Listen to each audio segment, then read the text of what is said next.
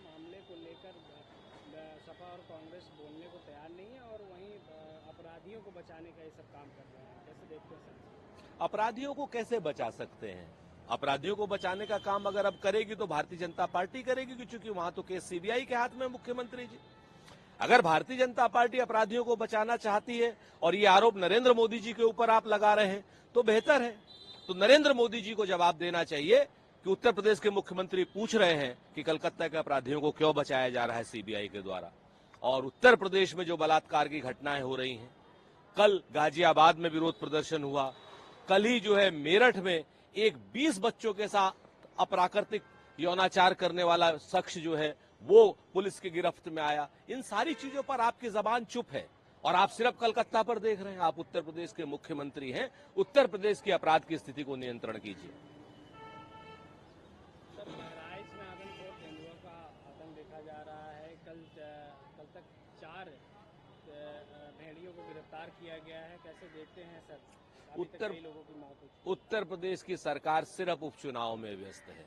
मुख्यमंत्री जी 2 क्षेत्रों के उपचुनाव में व्यस्त हैं, दूसरे उप मुख्यमंत्री दूसरे में व्यस्त हैं।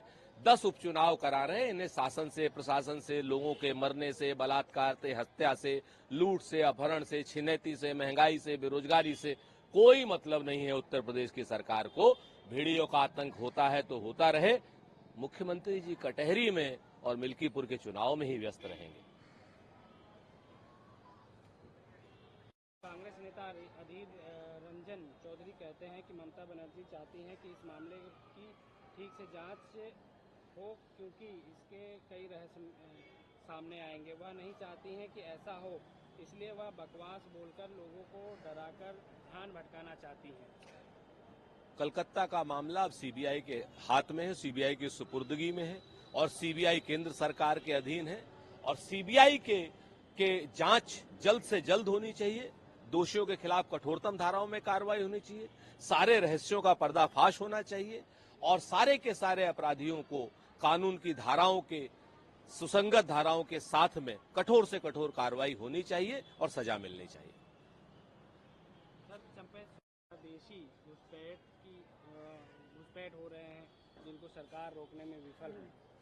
जाकर के चंपई सोरेन जाए और बॉर्डर पर, तो चंपई सोरेन को क्या पता नहीं है कि बॉर्डर सिक्योरिटी फोर्स लगी है? क्या चंपई सोरेन को पता नहीं है कि बॉर्डर सिक्योरिटी फोर्स केंद्र सरकार के अधीन आती है? आते ही उन्होंने क्या अमित शाह पर हमला बोल दिया है? क्योंकि अगर बांग्लादेश के बॉर्डर से शरणार्थी आ रहे हैं या घुसपैठिए आ रहे हैं तो ये जिम्मेवारी अमित शाह के मंत्रालय की है और आते ही आते चंपई सोरेन ने अमित शाह के ऊपर हमला बोल दिया है क्या? सर, पंजाब के पूर्व सांसद सिंह कहते हैं कि कंगना रनावत के किसानों पर जो बयान था उसको लेकर वो कहते हैं कि कंगना रनावत से पूछ सकते हैं कि बलात्कार कैसे होता है, ताकि लोगों को समझाया जा सके बलात्कार कैसे होता है। उन्हें बलात्कार का बहुत अनुभव है। सिमरनजीत सिंह मान का ये बयान नीचता की, निर्लज्जता की पराकाष्ठा है। ऐसे बयान सभ्य समाज में बिल्कुल नहीं होने चाहिए। ऐसे बयानों के खिलाफ कठोर से कठोर कार्रवाई होनी चाहिए। ऐसे शख्स को कानूनी प्रक्रियाओं का कठोरता से सामना करना होगा। और रही बात कंगना रनावत की, तो कंगना रनावत ने जो किसानों के प्रति असम्मान व्यक्त किया और किसान आंदोलन में कहा कि वहां रेप होते थे, वहां पर दुराचार होते थे, कंगना के खिलाफ भी कार्रवाई जरूर होनी चाहिए, लेकिन सिमरनजीत सिंह मान के खिलाफ पहले कार्रवाई होनी चाहिए। मुख्यमंत्री ममता बनर्जी ने कहा है कि परिवार न्याय नहीं चाहता। ममता को खुद कोई बेटा या बेटी नहीं है, इसलिए वह बच्चे का खोने का दर्द नहीं समझ रही है। देखिए, हम पीड़िता की मां के दुख के साथ हैं, दर्द के साथ हैं, लेकिन पीड़िता की मां को भी राजनीतिक बयानबाजियों से बचना चाहिए। पीड़िता की मां को अब आज की डेट में कोई भी बात सीबीआई बताएगी और सीबीआई को चाहिए कि वो पीड़िता की मां को लगातार होने वाले जो काम है उनसे अवगत कराए, ताकि पीड़िता की मां को ये आश्वासन हो सके कि उनकी बेटी को जल्द से जल्द न्याय मिलेगा।